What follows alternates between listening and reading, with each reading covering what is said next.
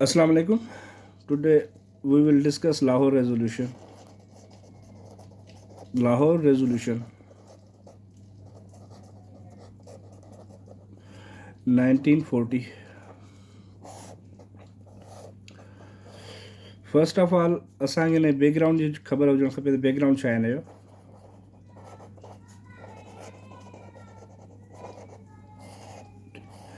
Background में असां जेको ॾिसंदासीं 1939 में सेकेंड वर्ल्ड वार हले पई.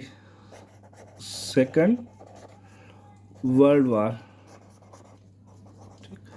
ऐं सेकेंड वर्ल्ड वार में जेको आहे सो ब्रिटिश खे जेको आहे सो पंहिंजे इतिहादनि जी ज़रूरत हुई, उनजी हेल्प जी ज़रूरत हुई.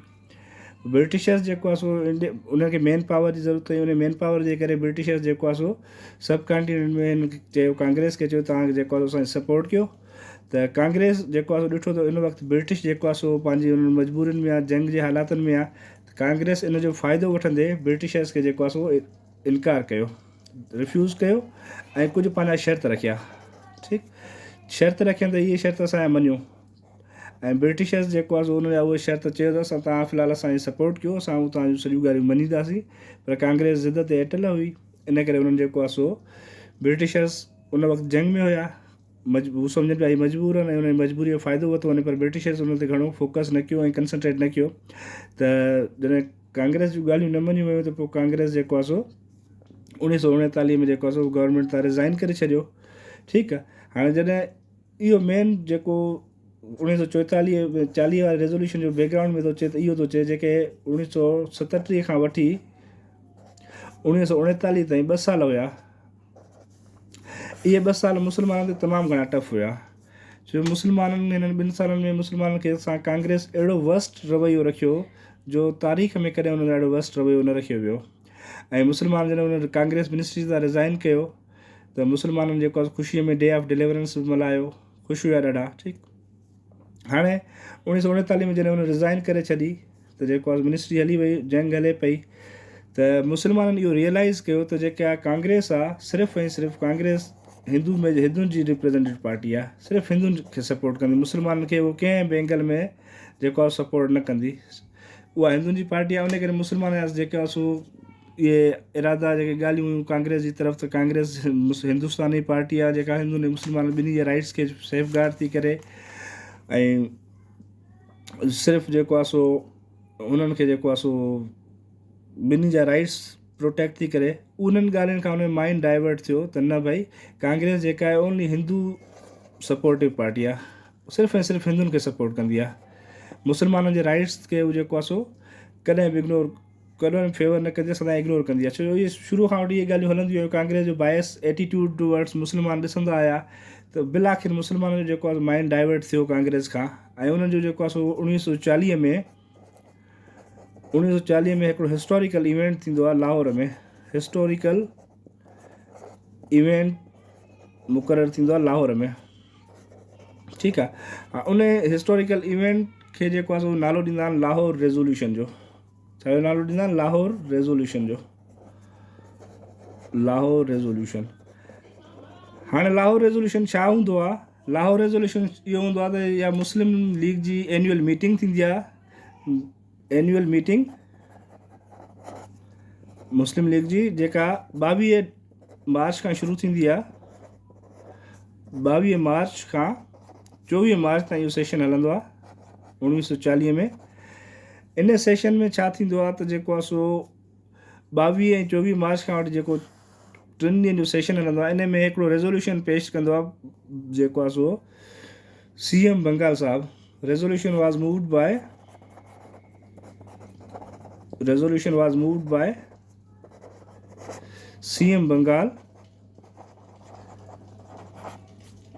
मौलवी फजल हक,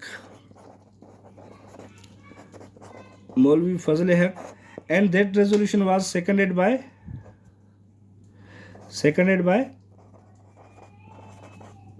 चौधरी खलीकुज़्ज़मा.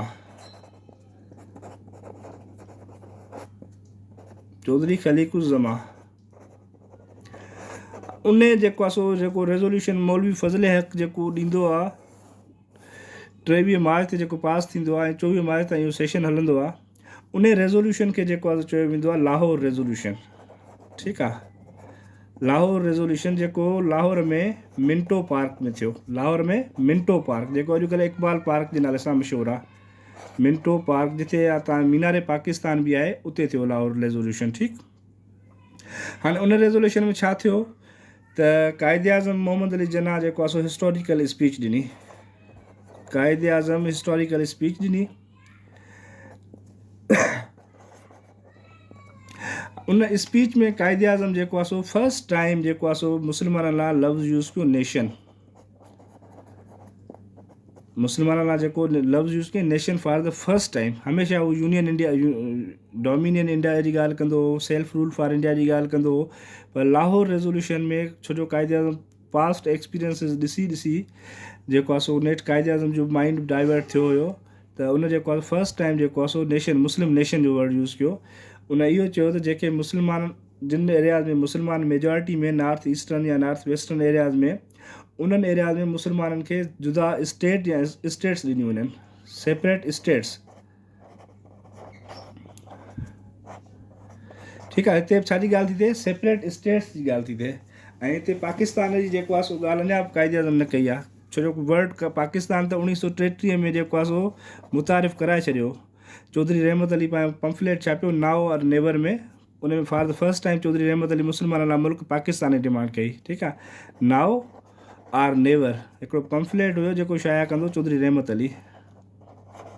ठीकु, उन में for the first time Pakistan word उन यूज़ कयो। मुस्लमाननि जेको जुदा मुल्क हुजणु खपे उन नालो पाकिस्तान हुजणु खपे।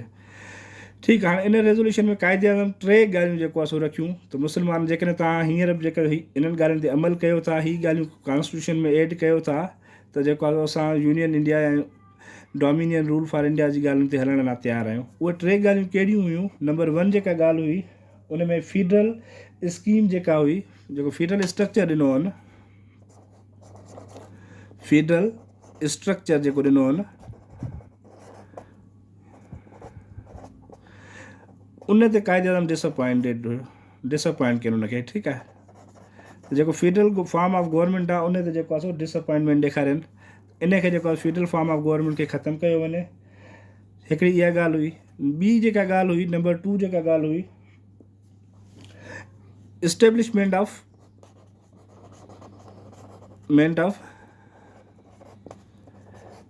Independent status, INDPD independent status. ठीकु आहे, हाणे उहे इंडिपेंडेंट स्टेट्स कहिड़ियूं हुयूं? उहे इंडिपेंडेंट स्टेट्स हुयूं जिथे मुस्लमाननि जी मेजॉरिटी हुई। मुस्लिम्स